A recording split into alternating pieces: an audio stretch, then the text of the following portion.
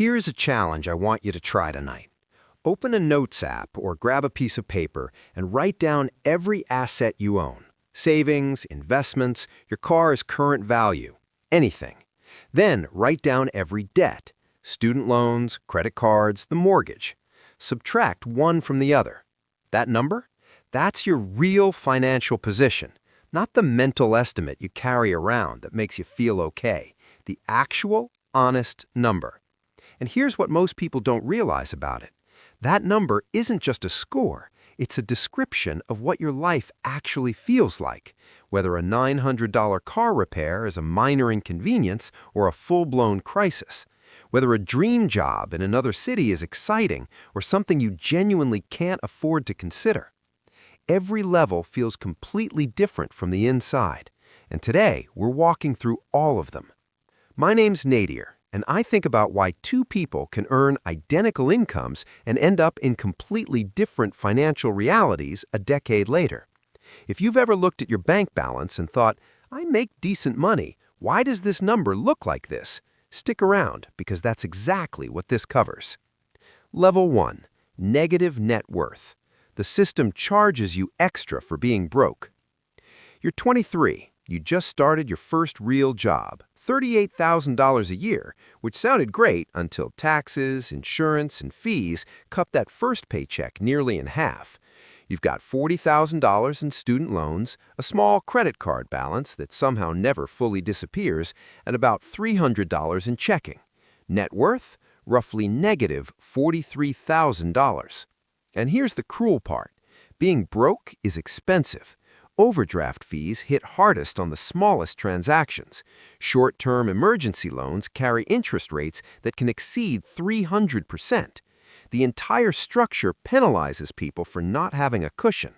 The exit from level 1 isn't motivation, it's stopping the financial bleeding before interest outruns any realistic effort to save. Level 2, $0 to $10,000. Technically positive, still one bad week away. You paid off the credit card. You've built $2,800 in savings. Took 18 months, felt like forever. But here's the thing. Most adults couldn't cover a $400 emergency without borrowing or selling something. You're already ahead of most people. The trap here is the exhale. You feel relief and safety feel almost identical. They are not the same thing. A slightly nicer apartment, a car with affordable monthly payments. Within a year, that 18 months of savings has quietly evaporated. Lifestyle tends to fill whatever space you give it. Level 3, $10,000 to $50,000. Stable, but you're still the engine. You got a raise, cut some expensive habits. Net worth is around $18,000. Real, positive, yours. But here's what most people at this level don't see. The money isn't working yet. At $18,000 invested, a 7% annual return generates about $1,260 a year on its own. That's barely 2 car payments. Compound growth at this stage is like an intern, technically contributing, mostly just watching. You are still doing almost all of the work. The trap is keeping everything in a savings account earning near zero interest while inflation quietly erodes its value. The move is opening a brokerage account, starting a Roth IRA, and at minimum, capturing your full employer match, which is the only guaranteed double-digit return that actually exists. Quick pause. If this is making you think differently about your own number, hit subscribe and tap the like button. It genuinely helps this reach people who need it, and we're just getting to the levels where the math starts doing something really surprising. Level 4, $50,000 to $100,000. The house and car squeeze. On paper, you've arrived. On the inside, your cash flow broke. Gross income of $78,000. After taxes, roughly $5,000 take-home.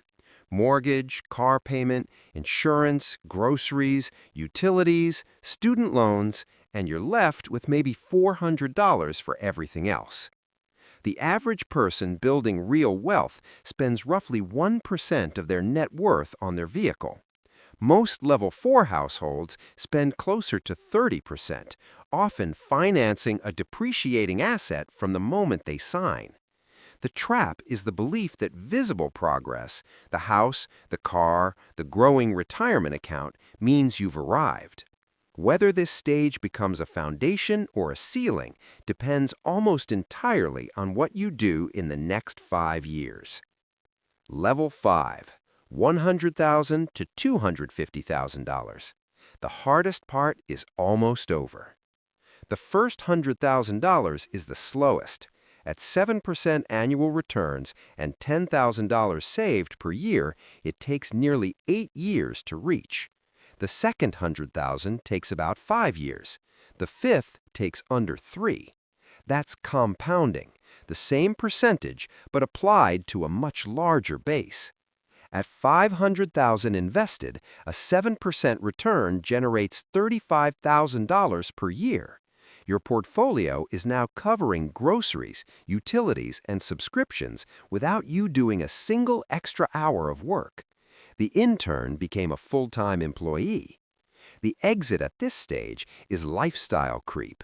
Every raise silently absorbed by a nicer apartment, an upgraded car, a slightly higher spending baseline that somehow consumes the entire increase before you notice. The exit is automation. Move the money before you see it. Don't rely on being disciplined every month. Make one decision and let the system handle the rest. Level 6, $250,000 to $500,000. The golden handcuff. Life is genuinely fine. Bills get paid, vacations happen. You're not checking your account at the grocery store anymore. And yet, both incomes are fully committed. The mortgage was sized for 2 salaries, so was the lifestyle, which means neither of you can quit, get sick for too long, or take a step back without the whole structure shaking. The golden handcuff doesn't feel like a trap, it feels like a life you built. That's exactly what makes it effective. The gap between the person who reaches 65 with $4 million in boring index funds, driving a paid-off car, sleeping fine, and the person still working a job they resent to cover a mortgage on a house they bought to impress people they barely see anymore. That gap didn't open at 65. It opened across 100 small moments.